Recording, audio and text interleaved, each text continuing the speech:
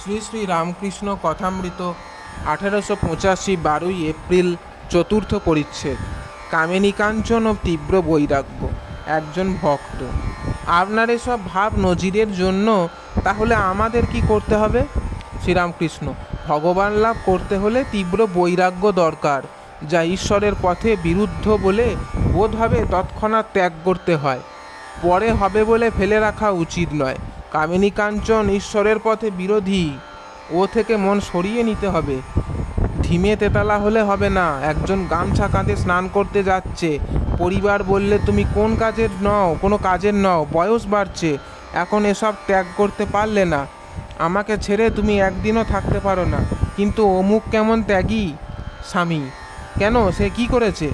পরিবার: তার 16 জন মাগ, সে এক একজন করে তাদের ত্যাগ করছে, তুমি কখনো ত্যাগ করতে পারবে না। স্বামী: এক একজন করে ত্যাগ? ওরে খেপি, সে ত্যাগ করতে পারবে না। যে ত্যাগ করে সে কি একটু একটু করে ত্যাগ করে? পরিবার সহাস্যে: তবু তোমার চেয়ে ভালো। স্বামী: খেপি, তুই বুঝিস না, তার কর্ম নয়, আমিই ত্যাগ করতে পারবো। এই দেখ আমি চললুম। এর নাম তীব্র বৈরাগ্য। যাই বিবেক এলো তৎক্ষণাৎ ত্যাগ করলে। গামছা কাঁধেই চলে গেল, সংসার গোছগাছ করতে এলো না, বাড়ির দিকে একবার পেছন ফিরে চাইলেও না। যে ত্যাগ করবে তার খুব মনের বল চাই। ডাকাত পাড়ার ভাব। ডাকাতি করবার আগে যেমন ডাকাতেরা বলে, মারো লোটো কাটো, কি আর তোমরা করবে? তাতে ভক্তি প্রেম লাভ করে দিন কাটানো। কৃষ্ণের অদর্শনে যশোদা পাগলের ন্যায় শ্রীমতীর কাছে গেলেন। শ্রীমতী তাঁর শোক দেখে আদ্যাশক্তি রূপে দেখা দিলেন, বললেন, মা আমার কাছে বর নাও। যশোদা বললেন, মা আর কি লব? তবে এই বলো যেন কায়মনোবাক্যে কৃষ্ণেরই সেবা করতে পারি। এই চক্ষে তার ভক্ত দর্শন, যেখানে তার লীলা, এই পা দিয়ে সেখানে যেতে পারি। এই হাতে তার সেবা আর তার ভক্ত সেবা, সব ইন্দ্রিয় যেন তারই কাজ করে। এই কথা বলিতে বলিতে ঠাকুর শ্রীরামকৃষ্ণের আবার ভাবাবেশের উপক্রম হইতেছে। হঠাৎ আপনা আপনি বলিতেছেন, সংহার মূর্তি কালী মা নিত্যকালী, সংহার মূর্তি কালী না নিত্যকালী। ঠাকুর অতি কষ্টে ভাব সম্বরণ করিলেন, এইবার একটু জলপান করিলেন। যশোদার কথা আবার বলিতে যাইতেছেন, শ্রীযুক্ত মহেন্দ্র মুখুজ্জে আসিয়া উপস্থিত। ইনি ও ইহার কনিষ্ঠ শ্রীযুক্ত প্রিয় মুখুজ্জে ঠাকুরের কাছে নূতন যাওয়া আসা করিতেছেন। মহেন্দ্রের ময়দার কল ও অন্যান্য ব্যবসা আছে। তাহার ভ্রাতা ইঞ্জিনিয়ারের কাজ করিতেন। ইহাদের কাজকর্ম লোকজনে দেখে, নিজেদের খুব অবসর আছে। মহেন্দ্রের বয়স 36-37 হইবে, ভ্রাতার বয়স আন্দাজ 34-35। ইহাদের বাটি কেদেটি গ্রামে। কলিকাতা বাগবাজারেও একটি বসত বাটি আছে। তাহাদের সঙ্গে একটি ছোকরা ভক্ত আসা যাওয়া করেন, তাহার নাম হরি। তাহার বিবাহ হইয়াছে, কিন্তু ঠাকুরের উপর বড় ভক্তি। মহেন্দ্র অনেক দিন দক্ষিণেশ্বরে যান নাই, হরিও যান নাই, আজ আসিয়াছেন। মহেন্দ্র গৌরবর্ণ ও সদা হাস্যমুখ, শরীর দোহারা। মহেন্দ্র ভূমিষ্ঠ হইয়া ঠাকুরকে প্রণাম করিলেন, হরিও প্রণাম করিলেন। শ্রীরামকৃষ্ণ: কেন এতদিন দক্ষিণেশ্বরে যাওনি গো? মহেন্দ্র: আজ্ঞে কেদেটিতে গিছিলাম, কলকাতায় ছিলাম না। শ্রীরামকৃষ্ণ: কি গো, ছেলেপুলে নাই? কারু চাকরি করতে হয় না, তবুও অবসর নাই? ভালো জ্বালা। ভক্তেরা সকলে চুপ করিয়া আছেন। মহেন্দ্র একটু অপ্রস্তুত। শ্রীরামকৃষ্ণ মহেন্দ্রের প্রতি: তোমায় বলি কেন, তুমি সরল উদার, তোমার ঈশ্বরে ভক্তি আছে।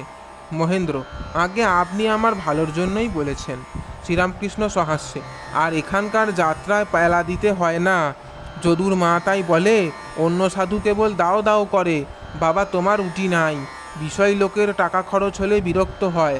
এক জায়গায় যাত্রা হচ্ছিল, একজন লোকের বসে শোনবার ভারী ইচ্ছা, কিন্তু সে উঁকি মেরে দেখলে যে আসরে পেলা পড়েছে, তখন সেখান থেকে আস্তে আস্তে পালিয়ে গেল। আর এক জায়গায় যাত্রা হচ্ছিল, সেই জায়গায় গেল, সন্ধান করে জানতে পারলে যে এখানে কেউ পেলা দেবে না, ভারী ভিড় হয়েছে। সে দুই হাতে কুনুই দিয়ে ভিড় ঠেলে ঠেলে আসরে গিয়ে উপস্থিত। আসরে ভালো করে বসে গোপে চড়া দিয়ে শুনতে লাগলো। হাস্য: আর তোমার তো ছেলেপুলে নাই যে মন অন্যমনস্ক হবে। একজন ডেপুটি 800 টাকা মাইনে কেশব সেনের বাড়িতে নববৃন্দাবন নাটক দেখতে গেছিল। আমিও গেছিলাম, আমার সঙ্গে রাখাল আরও কেউ কেউ গেছিল। নাটক শুনবার জন্য আমি যেখানে বসেছি তারা আমার পাশে বসেছে। রাখাল তখন একটু উঠে গিয়েছিল। ডেপুটি এসে ওইখানে বসলো, আর তার ছোট ছেলেটিকে রাখালের জায়গায় বসালে। আমি বললুম, এখানে বসা হবে না, আমার এমনই অবস্থা যে কাছে যে বসবে সে যা বলবে তাই করতে হবে, তাই রাখালকে কাছে বসিয়েছিলাম। যতক্ষণ নাটক হলো ডেপুটির কেবল ছেলের সঙ্গে কথা। শালা একবারও কি থিয়েটার দেখলে না? আবার শুনেছি নাকি মাগের দাস, উঠতে বললে ওঠে, বস বললে বসে। আবার একটা খাঁদা বানুড়ে ছেলে, ওই ছেলের জন্য এই। তুমি ধ্যান ট্যান তো করো মহেন্দ্র। আজ্ঞে একটু একটু হয়। শ্রীরামকৃষ্ণ যাবে একবার? মহেন্দ্র সহাস্যে আজ্ঞে কোথায় গাঁট টাঁট আছে আপনি জানেন, আপনি দেখবেন।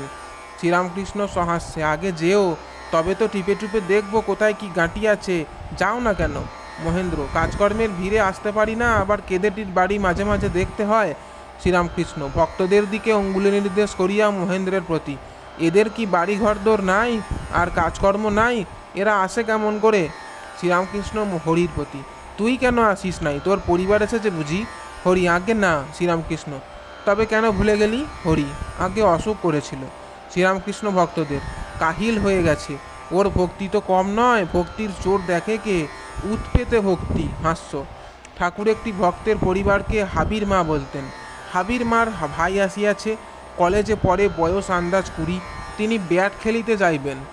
গাত্রোত্থান করিলেন, ছোট ভাইও ঠাকুরের ভক্ত, সেই সঙ্গে গমন করিলেন। কিয়ৎক্ষণ পরে দ্বিজ ফিরিয়া আসিলে ঠাকুর বলিলেন, তুই গেলিনি? একজন ভক্ত বলিলেন, উনি গান শুনিবেন তাই বুঝি ফিরে এলেন। আজ ব্রাহ্মভক্ত শ্রীযুক্ত ত্রৈলোক্যের গান হইবে। পল্টু আসিয়া উপস্থিত। ঠাকুর বলিতেছেন, কে রে? পল্টু যে রে। আর একটি ছোকরা ভক্ত পূর্ণ আসিয়া উপস্থিত হইলেন। ঠাকুর তাহাকে অনেক কষ্টে ডাকাইয়া আনিয়াছেন। বাড়ির লোকেরা কোনো মতে আসতে দিবেন না। মাস্টার যে বিদ্যালয়ে পড়ান সেই বিদ্যালয়ে 5ম শ্রেণীতেই ছেলেটি পড়েন। ছেলেটি আসিয়া ভূমিষ্ঠ হয়ে প্রণাম করিলেন। ঠাকুর নিজের কাছে তাহাকে বসাইয়া আস্তে আস্তে কথা কহিতেছেন। মাস্টার শুধু কাছে বসিয়া আছেন, অন্যান্য ভক্তেরা অন্যমনস্ক হইয়া আছেন। গিরিশ একপাশে বসিয়া কেশব চরিত পড়িতেছেন। শ্রীরামকৃষ্ণ ছোকরা ভক্তটির প্রতি, এখানে এসো। গিরিশ মাস্টারকে, কে এ ছেলেটি? মাস্টার বিরক্ত হইয়া, ছেলে আর কে? গিরিশ সহাস্যে, it needs no ghost to tell me that. মাস্টারের ভয়ে হইয়াছে, পাছে 5 জন জানিতে পারিলে ছেলের বাড়িতে গোলযোগ হয় আর তাহার নামে দোষ হয়। ছেলেটির সঙ্গে ঠাকুরও সেই জন্য আস্তে আস্তে কথা কইতেছেন। শ্রীরামকৃষ্ণ বলিতেছেন, সেসব কার? সেসব করো যা বলে দিছিলাম। ছেলেটি, আজ্ঞে হ্যাঁ। শ্রীরামকৃষ্ণ, স্বপনে কিছু দেখো? আগুন, শিখা, মশালের আলো, সদবা মেয়ে, শ্মশান মশান, এইসব দেখা বড় ভালো।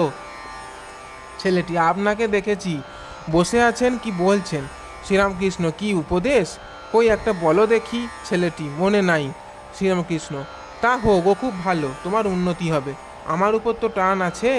কিয়ৎক্ষণ পর ঠাকুর বলিতেছেন, কই সেখানে যাবে না? অর্থাৎ দক্ষিণেশ্বরে। ছেলেটি বলিতেছে, তা বলতে পারি না। শ্রীরামকৃষ্ণ, কেন? সেখানে তোমার আত্মীয় কে আছে না? ছেলেটি, আজ্ঞে হ্যাঁ, কিন্তু সেখানে যাবার সুবিধা হবে না। গিরিশ কেশবচরিত পড়িতেছেন। ব্রাহ্ম সমাজের শ্রীযুক্ত ত্রৈলোক্য শ্রীযুক্ত কেশব সেনের ওই জীবনচরিত লিখিয়াছেন। ওই পুস্তকে লেখা আছে যে পরমহংসদেব আগে সংসারের উপর বড় বিরক্ত ছিলেন, কিন্তু কেশবের সহিত দেখাশোনা হবার পর তিনি মত বদলাইয়াছেন। এখন পরমহংসদেব বলেন যে সংসারেও ধর্ম হয়। এই কথা পড়িয়া কোনো কোনো ভক্তরা ঠাকুরকে বলিয়াছেন, ভক্তদের ইচ্ছা হয় যে ত্রৈলোক্যের সঙ্গে আজ এই বিষয় লইয়া কথা কয়। ঠাকুরকে বই পড়িয়া ওই সকল কথা শোনানো হইয়াছিল। গিরিশের হাতে বই দেখিয়া ঠাকুর গিরিশ, মাস্টার, রাম ও অন্যান্য ভক্তদের বলিতেছেন, ওরা ওই নিয়ে আছে, তাই সংসার করছে, কামিনী কাঞ্চনের ভিতর রয়েছে, তাকে লাভ করলে ও কথা বলে না। ঈশ্বরের আনন্দ পেলে সংসার কাকবিষ্ঠা হয়ে যায়। আবার মাঝে ভক্তসঙ্গও ত্যাগ করেছিলাম, দেখলুম পট পট মরে যায়, আর শুনে ছটফট করি। তো এখন তবু একটু লোক নিয়ে থাকি। জয় ঠাকুরমা স্বামীজি।